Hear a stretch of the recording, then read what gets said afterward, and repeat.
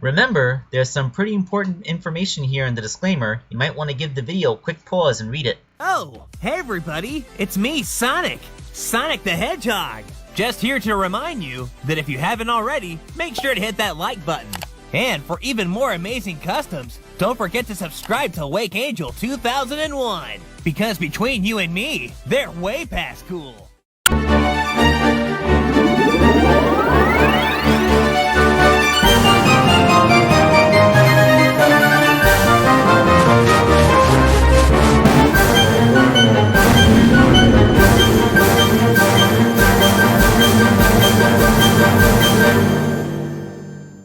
Hello, my friends! This is Wake Angel 2001 coming at you with a commission for BSerrano, or rather the next part of BSerrano's commission, Chaos Zero. Yes, Chaos Zero, who got a brief resurgence in Sonic Forces, and I feel we were gypped out of a boss fight. I totally have a script for how it could have gone. I'm planning on making a follow-up video on some changes I would have made to Sonic Forces, and you can bet your bottom dollar that one of the changes I would have put in was a proper boss fight against Chaos Zero rather than just a cameo in the cutscenes. But I digress. We're not talking about video games, we're talking about a toy. Okay, so just like last time, the base figure is a Knuckles, but unlike last time, I'm gonna try swapping out the head with Silver. Because Silver's head is actually already kind of shaped like Chaos's, and I don't know why I didn't use a Silver last time. Last time I used a Knuckles figure as a base, I used Knuckles' actual head. I'm not sure why I made that decision. Maybe this was before I started making all those Rouge figures, so I didn't have a bunch of spare Silver heads lying around. Maybe that's the deal. Anyway, let's start with that head. First, you just have to remove the ears and the forehead frond, and this leaves a convenient little hole in the forehead, which is the perfect place to mount the nucleus. I'm not going to call it the brain anymore because it's kind of really small in there, and calling that tiny thing Chaos's brain kind of feels a little bit insulting towards him, so I'm going to call it his nucleus from now on. So like I said, because of Silver's spine pattern, he already has those two big things coming out the back of his head. So I just got to sculpt on the little sideburns, that big pointy thing on the top, and you know, smooth out the brow ridges and get rid of the nose, and you can see where I'm going, right? Like, Silver's head is actually a much better base for Chaos than Knuckles ever was. I seriously don't know why I never came up with this before.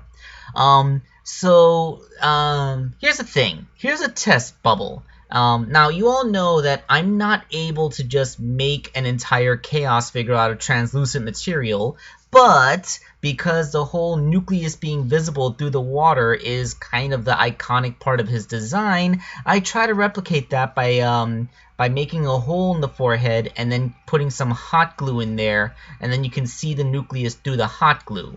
But as you can see, like, it's barely visible. Like, I had it seated all the way down in there, and the hot glue is a lot more transparent when it's hot and molten, and once it hardens, it gets this yellowish tint, and then it becomes much less transparent, so you could barely see the nucleus in there. So I peeled the hot glue off, and I stuck the nucleus back in, but this time I glued it higher up, almost out of the head. Actually, it is out of the head.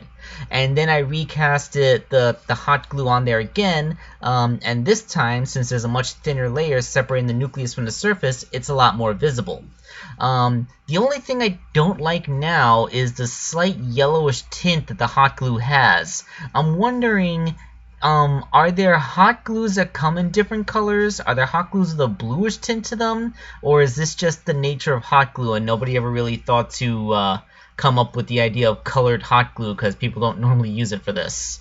I don't know, but I digress. The next important part would be the arms and legs, because although they are the slim Chaos Zero arms and legs, they do have the gigantic hands and feet, which are sculpted. They are actually made out of aluminum foil with a veneer of epoxy sculpted over them to be paintable. This is to decrease weight and, of course, save material, because aluminum foil costs a lot less than epoxy does. Compared to that, the body modification is actually very light. I just kind of stuck on the little bobtail, and I did add a little bit of epoxy to the chest to cover up the guardian mark, because the guardian mark is sculpted in there, and it's and I always found it a little bit distracting that you could still see the guardian mark a little bit on his chest. So with all the parts done, let's reassemble the figure, and there it is, Chaos Zero. Yeah, like, Silver's head worked out really well. I'm actually surprised, given how long and skinny Silver's neck peg is, that his head fits so naturally onto Knuckles' neck peg. And then, you know, like, it works. It works proportionally. It works fine. Like, this looks great. Looks a lot better than if I had tried to sculpt it. And I have scratch built Chaos's head in the past, so you can believe me on authority that this looks better than a pure hand sculpt. So that is the wondrous Chaos Zero, the cool water demon god thing. And I want to thank you all for watching the video, and we are gonna continue with more customs very soon. This is Wake Angel 2001 signing off.